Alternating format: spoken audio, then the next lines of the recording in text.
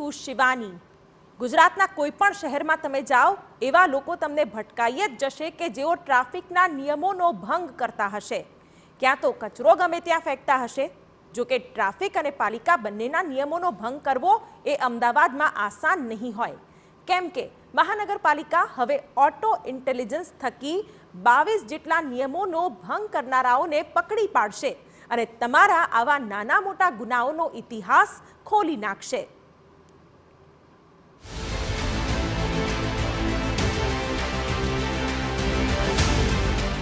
જો તમે વન વેમાં વાહન ઘુસાડતા હશો,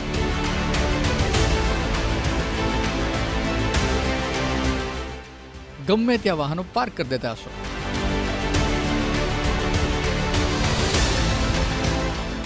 સિગ્નલ તોડીને ભાગતા હશો, રીલ બનાવવા આવા ધતિંગ કરતા હશો,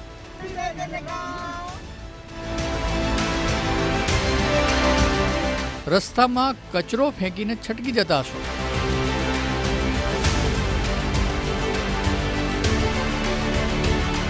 અને આબાદ રીતે છટકી જવા બદલ વિચારતા હશો કે મોગેમ્બો ખુશ હુઆ। તો એક મિનિટ, હવે તમને અમદાવાદ મહાનગરપાલિકા ખુશ નહીં થવા દે।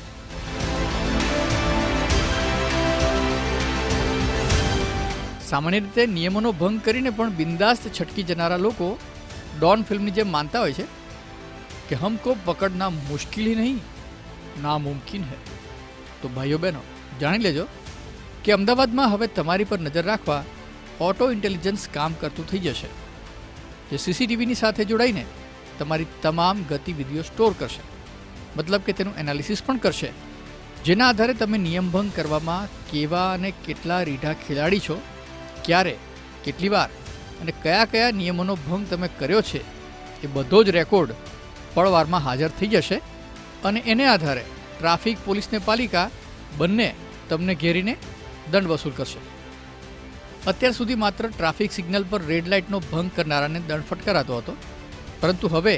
આ નવા સોફ્ટવેરને AI બેઝડ અપડેટ કરી દેવાશે, જેનાથી ટ્રાફિકના અલગ અલગ 12 નિયમો અને કોર્પોરેશનના 10 નિયમોનો ભંગ કરનાર સામે પગલાં લેવાશે। હવે એ નિયમો કયા કયા છે એ પણ જાણી લઈએ। અવરોધરૂપ વાહનો પાર્ક કરવા, 3 સવારી વાહન હંકારવું, રેડ લાઇટમાં વાહન હંકારવું, BRTSની લાઇનમાં વાહન ચલાવવું, હેલ્મેટ ન પહેરવું, રસ્તા પર કચરો ફેંકવો, લોડિંગ વાહનોમાં ભરાયેલા કચરા પર પ્લાસ્ટિક ન ઢાંકવું,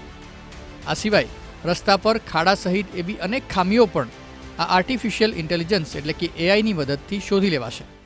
ફક્ત રેડ લાઇટ વાયોલેશનના ડિટેક્શન માટે નહીં, પણ પોલીસ વિભાગ તરફથી જે આ અલગ અલગ પ્રકારના યુઝ કેસની માંગણી કરવામાં આવી છે તેને પણ ડિટેક્ટ કરવામાં આવે તે રીતનું સોફ્ટવેર વિકસાવવામાં આવી રહ્યું છે। આ ઉપરાંત આ જ સોફ્ટવેરનો ઉપયોગ કરીને કોર્પોરેશનને લગતી જે વિવિધ યુઝ કેસ કહેવાય, જેવા કે રોડ ઉપર પોર્ટ હોલ્સ હોય, કેટલ દેખાતું હોય, ગાર્બેજ દેખાતું હોય, ટ્રક જે માલસામાન રેતી અથવા એનો માલસામાન CNCD વેસ્ટનો માલસામાન લઈને જઈ રહ્યો હોય અને અનકવર્ડ હોય, એવા 6 થી 7 પ્રકારના મ્યુનિસિપલ સર્વિસીસ માટેના યુઝ કેસ પણ એમાં આઈડેન્ટિફાઈ કરવામાં આવશે। આવા એક બે નહીં પરંતુ 22 નિયમો બાબતે કોર્પોરેશનનું AIનું આ સોફ્ટવેર કામ કરશે અને નિયમનું પાલન નહીં કરનાર વ્યક્તિના ઘરે પ્રેમથી આ મેમો મોકલી આપશે। આર્ટિફિશિયલ ઇન્ટેલિજન્સનો ઉપયોગ કરી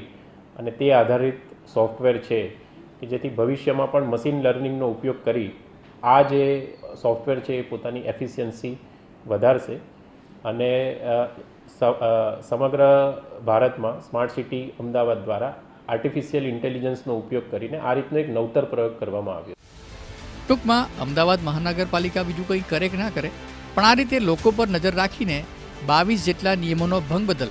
દંડની વસૂલાત જરૂર કરશે। અમદાવાદ શહેરમાં લગાવવામાં આવેલા સ્માર્ટ CCTVમાં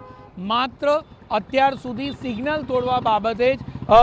મેમો જનરેટ થતો હતો, પરંતુ હવે AI જનરેટેડ સોફ્ટવેરના કારણે લગભગ 22 જેટલા નિયમો તોડવા બદલ અથવા તો બેદરકારી દાખવવા બદલ લોકોને પેનલ્ટી થાય તે પ્રકારની વ્યવસ્થા અમદાવાદ મ્યુનિસિપલ કોર્પોરેશનના સ્માર્ટ સિટી વિભાગના ઉચ્ચ અધિકારીઓ તેમજ ટ્રાફિક પોલીસ કરી રહી છે, જે બાબતે લગભગ 22 જેટલા નિયમો પોલીસના એટલે કે ટ્રાફિકના કોઈ પણ 12 જેટલા નિયમો તોડવામાં આવે તો તે બાબતે પેનલ્ટી થશે, સાથે 10 જેટલા નિયમો કોર્પોરેશનના તોડવામાં આવશે અથવા તેમાં બેદરકારી દાખવવામાં આવશે તો આ બાબતે મેમો જનરેટ થતો